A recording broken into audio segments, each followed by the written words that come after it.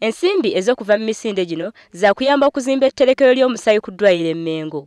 Ensimbi ezisoba mu buwumbi 2 ze zeetaagibwa okutuukiriza eddimu lino. Ensimbi ezasolozebwa omwaka oguwedde okuyita mu biro zino zaaweebwayo okuzimba waadi ya Kkookolo ku ddwaliro ly'Ensambya. Omumyuka w'omukulembeze w'eggwanga Edward Kiwanuka Ssekandi abadde omugenyi omukulu ku mukolo guno akubiriza abantu okwenyigira mu nteekateeka eno.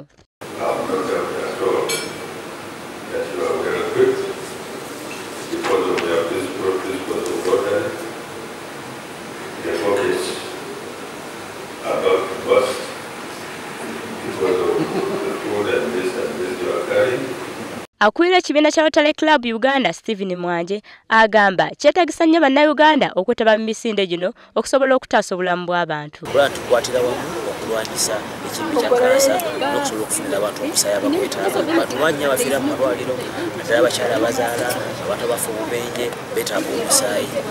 Nandisayo mwenna mujje tukwatire wamu tufune ssente tuzimbe blood bank tusobole okuba n'omusaayi ogumala mu nsi yaffe tukendeze mu bantu abafa okufa bulali amusaayi. Abalwadde ba Kkookolo n'abantu abagwa ku bubenje bafa olw'okubulwa omusaayi. Kyetaagisa bannayuganda okugaba omusaayi omulundi gumu oba 2 buli mwaka. Olivia